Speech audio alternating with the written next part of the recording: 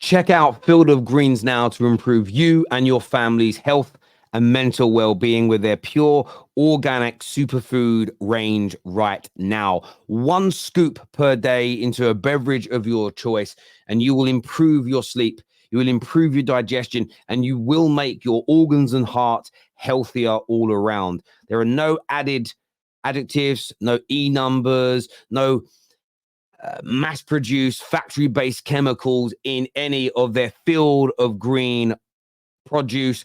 You can check that out on the website. It is all pure 100% organic. I can give you a 15% discount by using promo code SQUAD and free shipping. Click on the link in our description below or the QR code. Welcome back to the Football Terrace. We're talking Haaland, we're talking Man United, and we're starting with Arsenal because the media's gone into overdrive. I need you to listen to this. I don't want to say it's fear or hate anymore, or bias or agendas, because I know it triggers people. You can make your mind up what this is. It's become a sickness to me, though. Listen. Arsenal had used the internationals very well, hadn't they? Because some of their players who weren't available for their international teams were available yesterday. So, can anybody here see the flaw in this argument? Maybe a little bit, potentially, or maybe it's just me. Arsenal were not the only team who had players who pulled out of the international duty this weekend in terms of the title race. Liverpool had it with Darwin. You had Haaland, KDB did it for Manchester City at the top of my head. Arsenal, of course, had players that pulled out. But the way the media has tried to spin this lie as though it was only Arsenal who had players, quote unquote, rest over the international break is absolutely beyond me. Why are they lying? Because that's all this is. It is a lie. Why are they pushing this notion, this narrative, this agenda that it was only Arsenal that have done it? They're not saying it's a bad thing, but they're implying it. Strange to me. I want your opinions on why in the comment section, people. I'm not suggesting anything. Only. Yes, you are suggesting it. And I'm going to tell you all why later in the video, why it's important. I think every football fan defends these media lies because it is trying to distort how football should be viewed and has always been viewed. I didn't say you were, Rob. Only a cynic would suggest such things. But this was actually, if they're going to beat City, you could argue this was their best possible opportunity. Yeah. So is it an opportunity missed? Well, I think that's where you can look at it both ways, can't you? You could say, well, they could have maybe risked that little bit more going forward. This is the thing about that question. There was a narrative already scripted if they won, that this was a beleaguered, not so great City team. If they would have lost the game by being gun-ho, everybody would have said they were naive and they were stupid and they should have been more pragmatic. Whatever 3 things would have happened to Arsenal on the day, they would have been criticised. That's my humble opinion. That is what I believe. I'd love to get your take on that.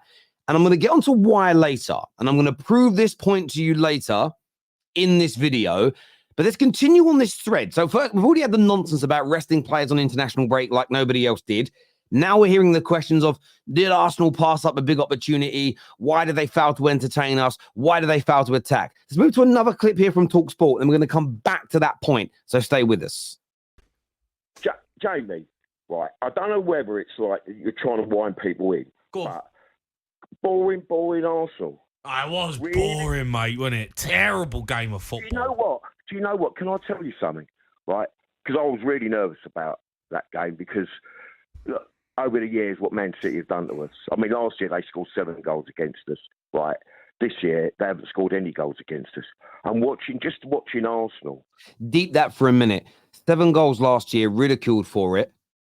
Ridiculed and ripped apart for it. No goals this year, ridiculed and ripped apart for it. Without the ball and how they were and what they did with Haaland. Last year, when they beat us 4-0, I think it was Jamie Carragher or something, said Arsenal are frightened to death of Haaland. And rightly so at the time. But you've got to give us some sort of credit because, look, we've got the best defence, We've got the best defence, but we've also scored the most goals. We weren't boring. The game management yesterday and the way that everyone knew their job, and it makes me even believe more that I'm not sure that we can win the league, because I still think, Man City are just out of this world still. They weren't, though, were they? Yes, so they're not this season. They're the favourites to win the Champions League. They're the favourites to win the Premier League with most people. And they're the favourite. I think Liverpool might have just become the bookies' favourites now, but they've been the favourites all year. And they're the favourites to win the FA Cup. And the same media outlets are talking about how good they are, and they think they could do back-to-back trebles. There may be some vulnerabilities this year, it's true. And that could be the difference between winning the league and not. But let's not pretend that this is still not a very, very, very, very good Man City team. The disingenuous lies here are unbelievable. But no, they weren't yesterday, because we stopped them being like that. Yeah, because it was so dull to watch, though. Listen, fair play. Look, Rich. What's that? It being dull's irrelevant. That's Jose Mourinho performance. Knows how to get a result, wins trophies. All right, yeah, no. So Arsenal trying to win trophies is a problem now. Deep that for a second. Listen, he's done all right. Don't get me wrong, but when I'm watching two of the best teams that have been going at it over the last 4 or 5 seasons, Liverpool, Man City, they go toe to toe against each other. We ain't backing off. We ain't scared of you, and you ain't scared of us, and we're gonna have it. And the best team comes out on top. Here I come. Here I come. Like the previous clip from Sky and this one, Arsenal being called out for not opening up and going for it and being more gun-ho, entertaining us and trying to win it. And I keep seeing on Sky and TalkSport Liverpool and City's head-to-head clashes being cited. They're more entertaining. Both teams go for it. That's how it should be done. Not for Liverpool. Since this rivalry, this so-called rivalry between Pep and Klopp has existed, Liverpool have won 1 Premier League. City have won 5. When you go back to the 2 seasons that there was a genuine title race between the 2 clubs, Liverpool lost that title in those seasons by 1 singular point.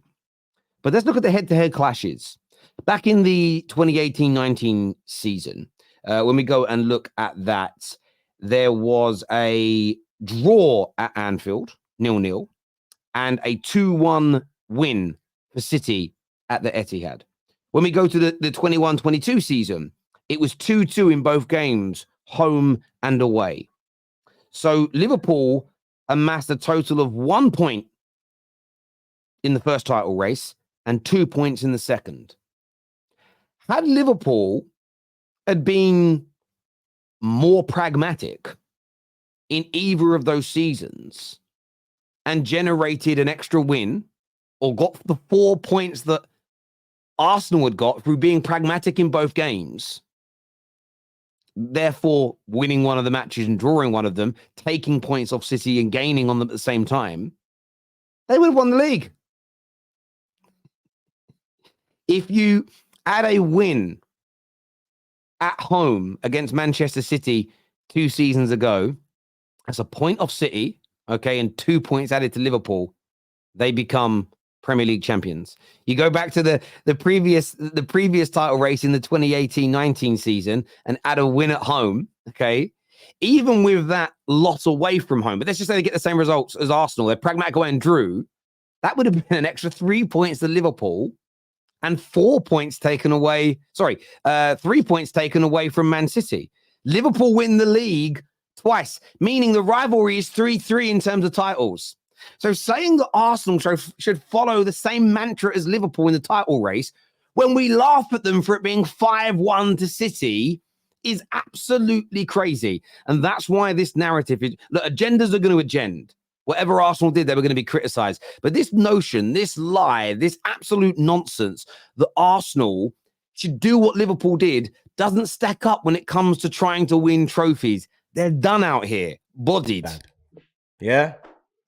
You got bodied from start to finish. Blood. We spoke yesterday, Jeff, didn't we, on the show about Roy Keane's comments directly after the game.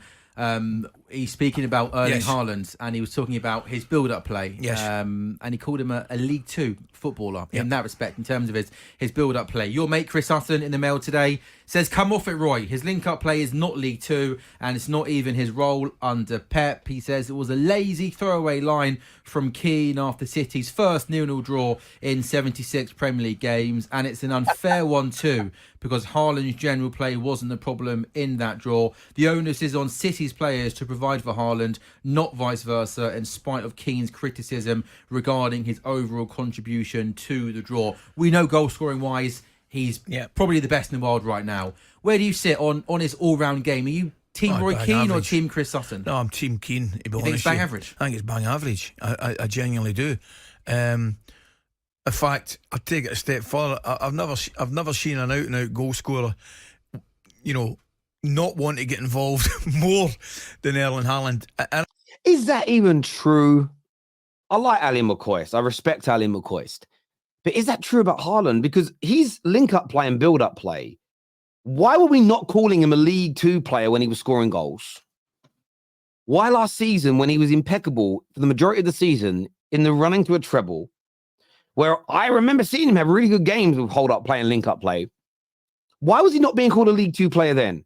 Why is it when he's on a little bit of a bad run and City, for the first time in 76 games, don't score and draw a game 0-0, is he suddenly a League Two player on ability? I'm not saying on the ball he's Harry Kane. I'm not saying on the ball he's Wayne Rooney or Eric Cantona. I'm not saying he has the technical ability of an Henry or an R9, okay? But he is not a League Two player technically. He's a Premier League player technically. He's good on the ball. This idea that he is a League Two, where does this come from? Why did it only come up now? Why didn't these pundits, and I'm back in City here, same logic as I have for Arsenal, when I hear logic that I believe is purely created just for headlines, it's a nonsense to me. Why didn't these pundits have the bravery? Why didn't they have the bravery to call Haaland a League Two player when he was scoring and breaking records? Because they knew it would be shut down. But you're doing it now, and you're jumping on a bandwagon because it kind of fits a little bit of a narrative. But as soon as he starts scoring again, none of you are going to have the balls to say it. Crazy to me. There's no way he's a League Two player. That is beyond disrespectful to a player of his caliber. There's no doubt about it whatsoever. I'm calling this out 110%. Viewers, let me know what you think. Now, I want to move to Man United before the end of the show. I wanted to end the show on Manchester United because I saw this tweet that came out from a Man United fan who said, so Ineos PR and hype lasted only 2 weeks. No Dan Ashworth, no Omar Barada until the summer, no Jason Wilcock, Sir David Brailsford with a strategic review lasting ages. Liverpool wanted Edwards back. They got him. Reality check, we're still owned by the Glazers. And I've seen so many Man United fans jump on this like a dog in heat. And I can't quite understand it. It's either you're stupid, and I'm sorry to use that language, but you're either stupid or you are deliberately being angry on purpose. You're faking it. This is like WWE wrestling. There's no way you're frustrated. Dan Ashworth is employed. There's a huge release clause. We're negotiating it. Comparing that to Michael Edwards was unemployed. Easy to get the deal done. Previous employer, great relationship, not currently attached. Not comparable in any way, shape, or form. Omar Barada not joining until the summer. I want to educate people here, maybe. Some people already know this. When you have high-profile, high-paid jobs, there is gardening leave attached to the majority of them. Or non-compete clauses that stop you from starting work from a competitor straight away. Nothing Manchester United can do about this. Says no Jason Wilcock. That's all done now. He's resigned. He's going to be becoming part of the Manchester United setup. So David Brailsford with a strategic review lasting ages. Yes, that is what a strategic review, a thematic review that delves into every single facet of the club does. It takes months, and it should take months. We have bemoaned and cried and been infuriated by the lack of due diligence at our football club. We're suddenly competing due diligence before knocking down the structure, digging up the foundations and starting again. And Man United fans are crying that it wasn't fixed in a couple of months. And when you compare all these things to Liverpool, oh, they've got this person in quickly and that person in quickly. Liverpool structure's built. The foundation's there. The house is built. The windows are in. They're buying a jacuzzi. They're getting a new flat screen TV. They are adding quality to their home. Man United have got to knock the whole thing down and build it up. And we're expecting it to be done as quickly as a team that is pretty much a well-oiled machine that already has its structure in place, that has been well run for a long time. Man United fans, wake up and smell the coffee. Stop showing your asses on this subject. Give it time to cook. In fact, it's not even cooking yet. It's got to marinate first. In fact, we're not even at the marinade stage. We're at the beginning of prep. We are thinking about what we're going to cook. We're writing down what the ingredients are going to be. We're checking that we've got all the utensils, all the facilities, the oven space, the hob space, the saucepans, the pans, all the right utensils to cook this dish that we want. We are not at the same stage as a Liverpool or a Man City or an Arsenal right now. Stop showing your ass crack. Stop crying about these things that are going to take time. It's unbelievably naive, or this is fake. This is fake outrage seeking attention. You cannot be angry about the club doing things the right way. Surely. It makes no sense to me. Hit the like button, people. Subscribe. Check out Brickhouse Nutrition. You need this in your life, genuinely. Link in the description below. Take care. Goodbye. God bless.